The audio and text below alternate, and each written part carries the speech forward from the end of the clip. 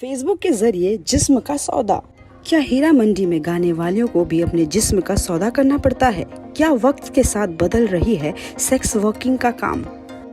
Hello friends, welcome back to your favourite YouTube channel Polygraph Studios में मैं आपकी host और दोस्त मंगीशा आज आपके लिए लेकर आई हूँ स्टारडम से भरी मूवी हीरा मंडी से जुड़ी कई सारी इंटरेस्टिंग बातें। तो चलिए दर्शकों, शुरू करते हैं बातों का सिलसिला। देश के मोस्ट फेमस फिल्म प्रोड्यूसर और डायरेक्टर संजय लीला भंसाली ने कुछ समय पहले एक वेब सीरीज हीरा मंडी के बनाने का अनाउंसमेंट किया था। ये सीरीज नेटफ्लिक्स के जरिए किया जाएगा रिलीज। इस वेब सीरीज ने पाकिस्तान में हंगामा मचा दिया है। पाकिस्तान के कुछ सेलिब्रिटी इससे भड़क गए हैं। आखिर हीरा मंडी में क्या है ऐसा जो पड़ोसी मुल्क में इतना गदर मचा है? हम आज आपसे यही शेयर करने आए हैं, तो बने रहिए वीडियो के एंड तक, क्योंकि हम आपको जो भी किस्से हीरा मंडी के सुनाएंगे वो सब कुछ आपको इस सीरीज में देखने को मिलेगा। कभी यहाँ की शान रही लड़कियां इस मंडी की तरह ही आज बुरे दौर से गुजर रही है। इस मंडी के बनने बिगड़ने की कहानी काफी लंबी है, लेकिन कैसे ये मंडी गुपचुप फेसबुक पर आ गई और जिस्म के सौदे नेट पर होने लगे, ये भी कम दिलचस्प नहीं।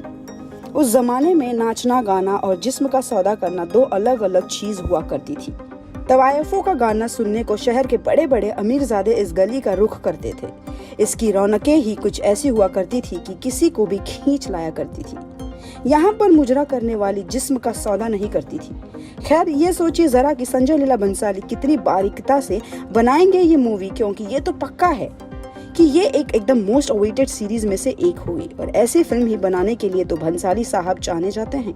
अब वापस आते हैं हीरा मंडी पर। हीरा मंडी के रहने वालियों की तरह ही हीरा मंडी की कहानी भी है, जो आज अपनी बदहाली पर आंसू बहा रही है। पाकिस्तान के ऐतिहासिक शहर लाहौर में बादशाही मस्जिद के करीब है हीरा मंडी।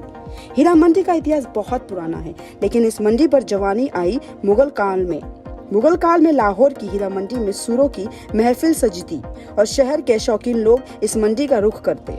आसपास के बाजारों में भी खूब रौनक रहा करती थी। एक खास बात उस जमाने में ये हुआ करती थी कि जिस्म का सौदा इन बाजारों में नहीं होता था। जिस्म का सौदा करने वाली वेश्या अलग हुआ करती थी और नाचने गाने वाली अलग। इन कोठों पर बचपन से ही लड़कियों को रियाज कराया जाता था और फिर वो गाना शुरू करती।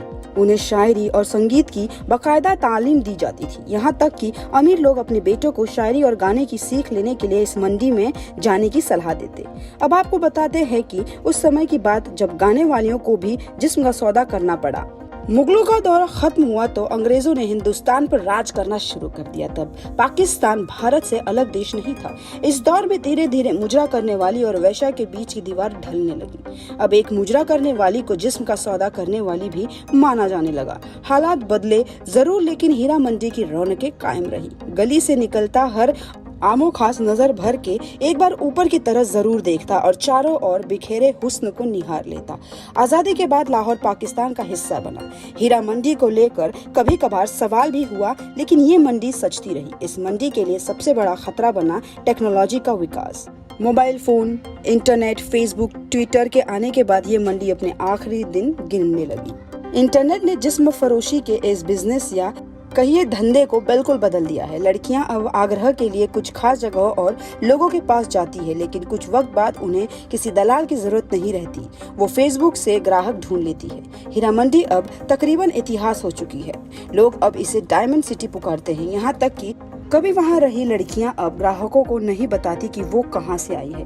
हीरा मंडी पर एक पाकिस्तानी लेखक ने डॉक्यूमेंट्री भी बनाई है, लेकिन इस पर हम बड़े विस्तार से कभी और चर्चा करेंगे। अभी के लिए इतना जान लीजिए दोस्तों कि संजय लीला भंसाली इस डॉक्यूमेंट्री से भी बहुत सारी इन्फॉर्मेशन निकालेंगे और भंसाली की सीरीज में आपको वही सब मिलेगा जो हमने अभी बताया। खैर, अब इसी के साथ खत्म करते हैं बातों का सिलसिला, लेकिन आप बस हम पर एक मेहरबानी करिए, वीडियो को लाइक करें, शेयर करें और हम कहाँ भागे जा रहे हैं। हम फिर मिलेंगे एक नई वीडियो के साथ।